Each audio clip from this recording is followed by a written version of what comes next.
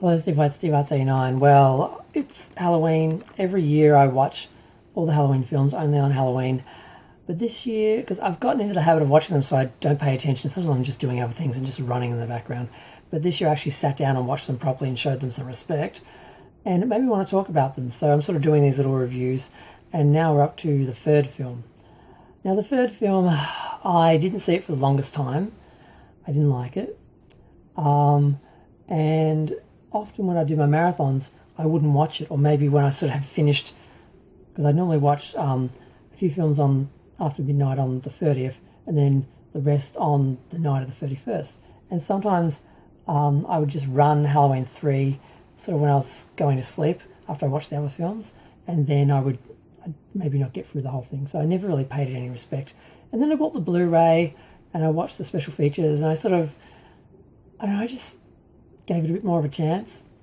And I found I do enjoy it. The only thing that ruins it for me is because the whole idea was the idea of witchcraft in this sort of era of science and video. And part of that works and part of it doesn't. Like I've always sort of had this idea that witchcraft and supernatural, all those things work better in film, particularly in horror, because they're not tangible. There's something you can't sort of define, so you can't ever really make them wrong or right. Whereas science and science fiction, technology and science fiction and technology, it always dates a film and makes, like this film has full-on robots who are indistinguishable from humans.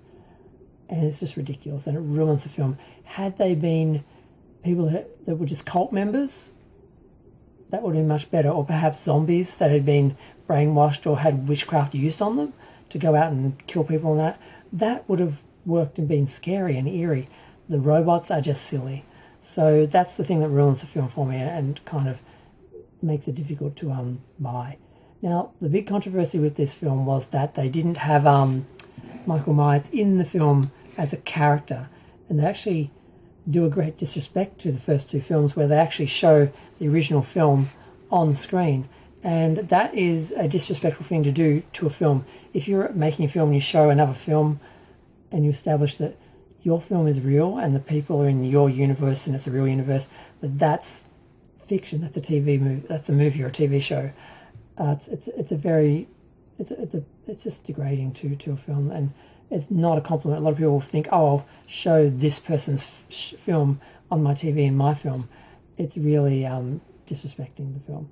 And they do that here where they show an ad for Halloween that's going to be shown that night on Halloween.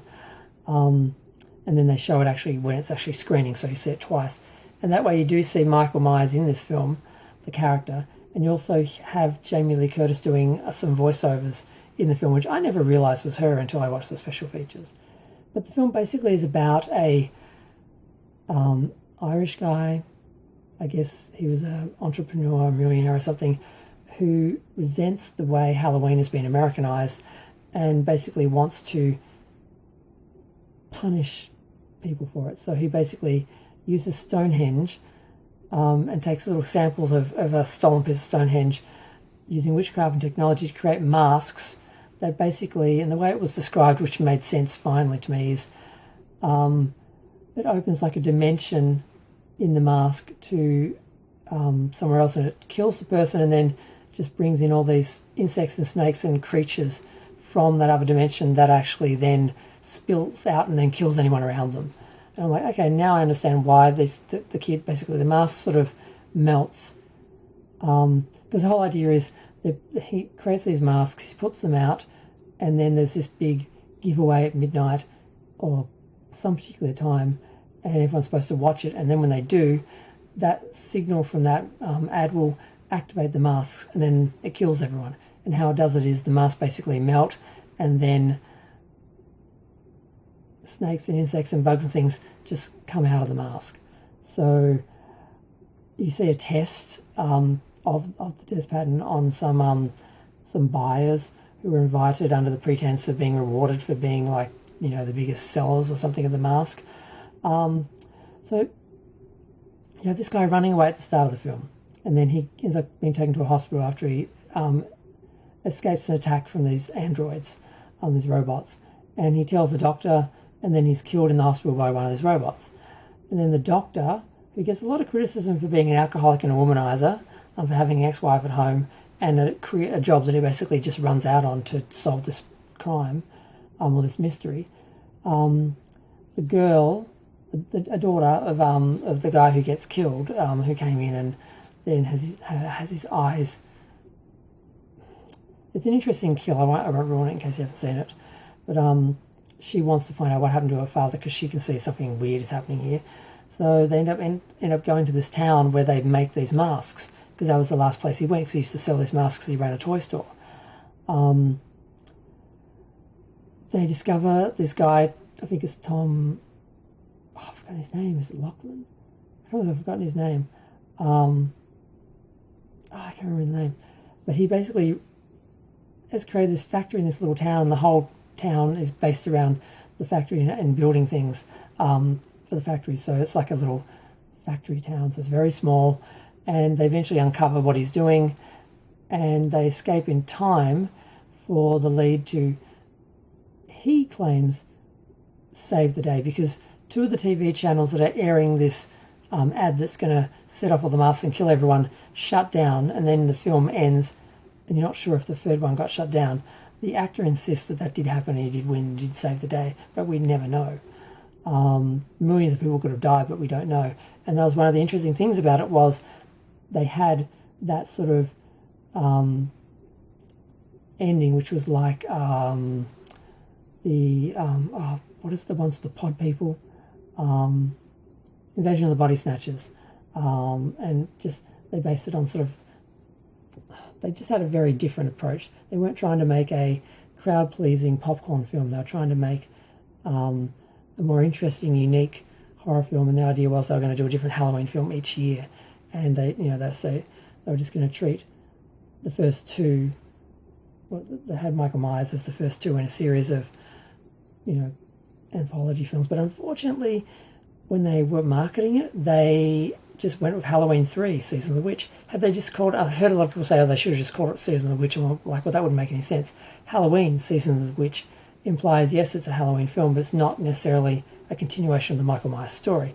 People saying they shouldn't have used the name Halloween in the title and the promotion. I'm like, well, yes, they could have, and there's no way they couldn't have, but had they left the 3 off, because they were trying to get people in based on that, even though that's not what they were going to deliver, and it's always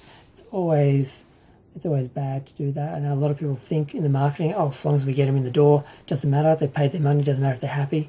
But word of mouth makes a huge difference. If people go expecting one thing, don't get it, and they're disappointed, they're not going to tell people to see it. So they shot themselves in the foot. They could have made a lot more with the film, which didn't do so good. What did it make? 14 million on a 4.6 budget. So it cost twice as much as Halloween 2 and made 10 million less, almost half as much. So yeah, I do like it. The atmosphere is good. Tom Atkins is really growing on me. I've seen him in a few films now. And it does have just the atmosphere is what works for me the most. Just the idea of this madman trying to kill all these children and maybe getting away with it. And maybe actually, even though he was sort of defeated on one level, he sort of won. So, I don't know, it's all very interesting, and it plays fairly well except for the androids. So I just sort of ignore the scenes where we see them revealed. And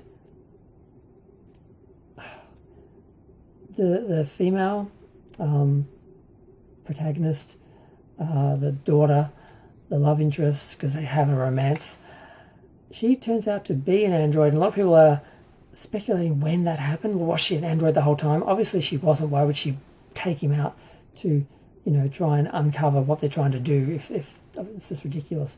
She was obviously changed into an android. They created an android, and whether they killed her or just they kept her somewhere. That was after they went to explore what happened with the town and try and work out what happened to the father, and they go to the town and stay there. I can't believe people actually question when, that actually happened. But it's nearly 10 minutes. I can't believe I'm still talking about Halloween 3 after, for this long. I'm going to go. Feel free to share, like, comment, subscribe. Let me know what you think. I think it's a good film. I do enjoy it.